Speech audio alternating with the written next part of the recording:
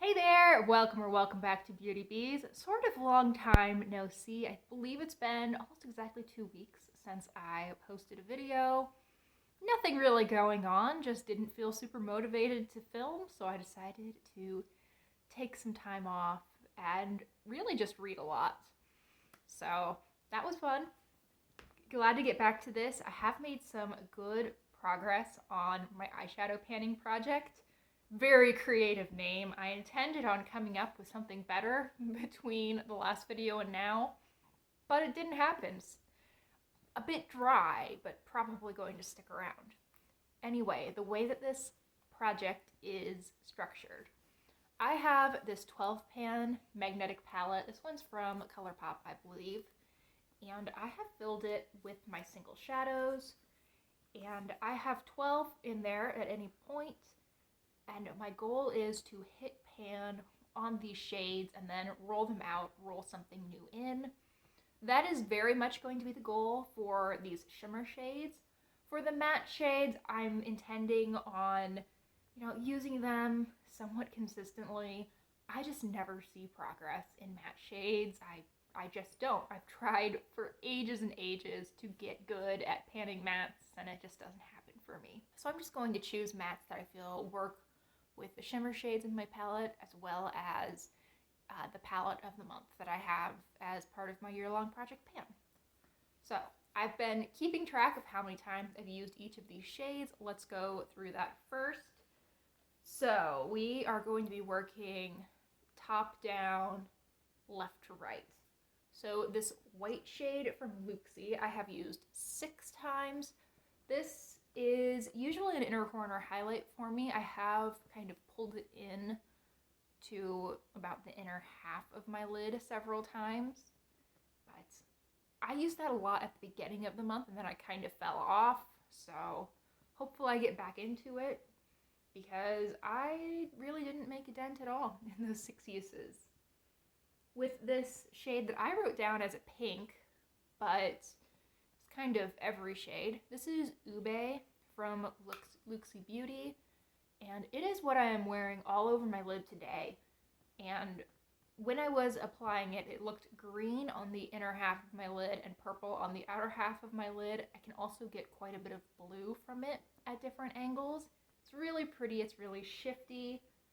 Right now I'm seeing like a bright pinky purple, and I think you are seeing more of a blue purple. It's a really fun shade. Really enjoy working on it. I've used that only 4 times, but I've really made a good dip in that. I think that if I continue to put my brush in that spot, I will probably have hit pan within 10 uses, which would be awesome. The next shade I hit pan. I was really close to hitting pan on this one already. This is a peach shade from Wet n Wild. I had worked on this several times in the past. I don't know if I'd ever officially had it in a project to hit pan, but it was a shade that always in the back of my mind, I was like, I think I'm close on that. I should get a little bit more use on it, and then I'll probably be there. And I was really close. It took me 4 uses to hit pan. So we will be rolling this one out. Let's move to column 2. This is another Wet n Wild shade, and this ends up looking like a lilac on the eyes. And I kind of think that I might have hit pan in this one too, but I'm really not sure. And this pan has fooled me before. So here is what it actually ends up looking like. This ended up being sort of marbled because I didn't have enough of the pink shade to press it into its own pan. I didn't have enough of the purple shade. So I mixed them and I got this gray violet shade. It's really pretty. Kind of a nice, cool neutral for every day. I only used that twice this month, which I thought was actually really low. Luxie Foxy is one of my absolute favorite shades in my collection. This is a neutral shade. I think of it as a grayish champagne.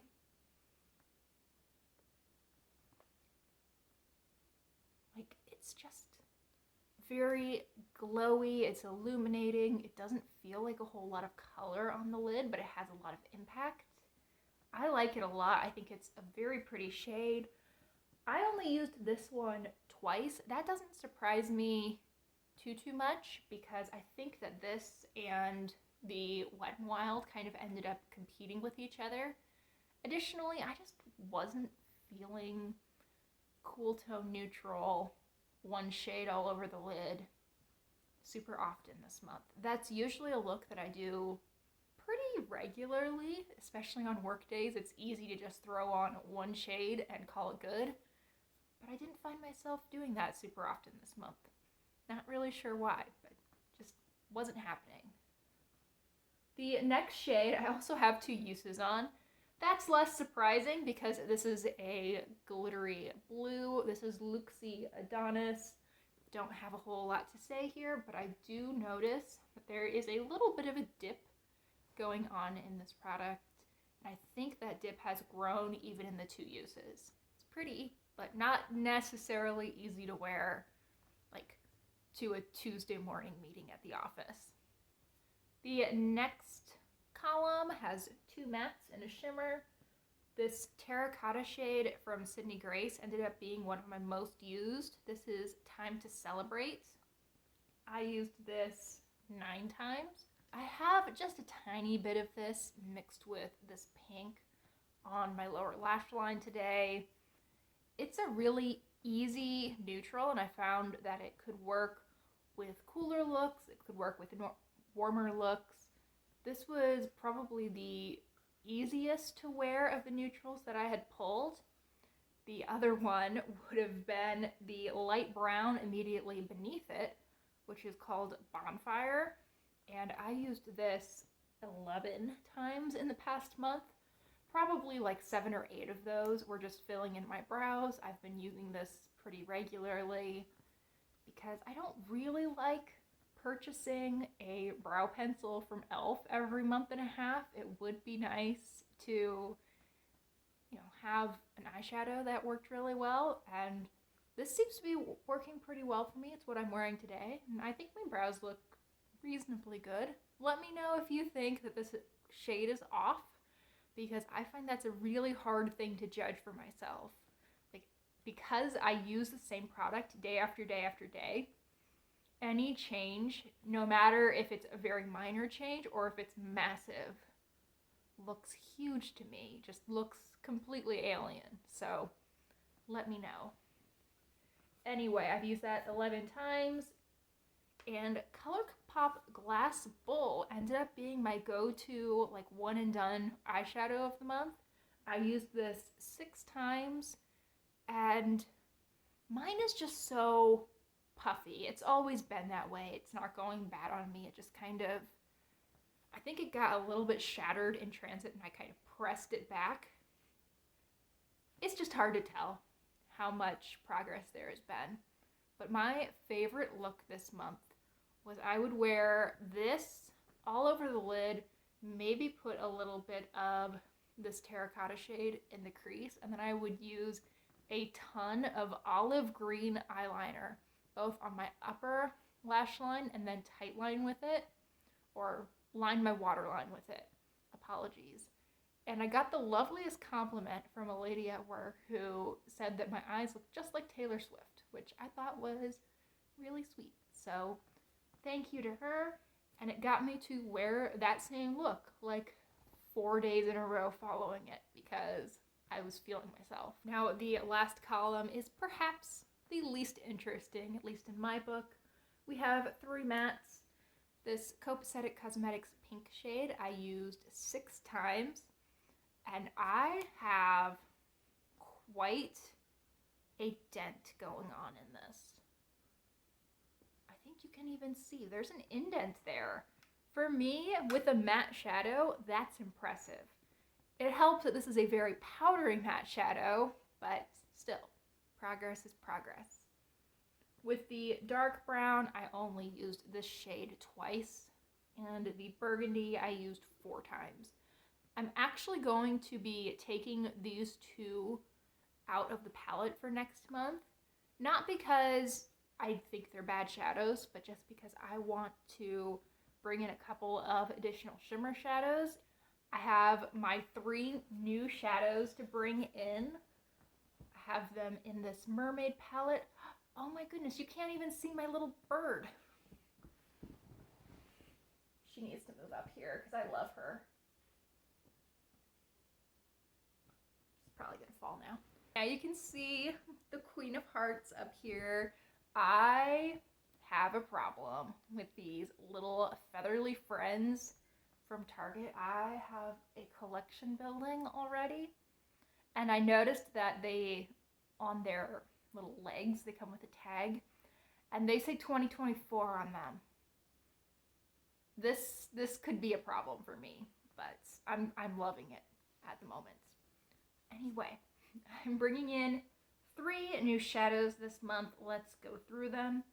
The first one, if you've been watching my channel for a while, you will have seen several times before. I have this in an eyeshadow panning project last year, maybe even the year before.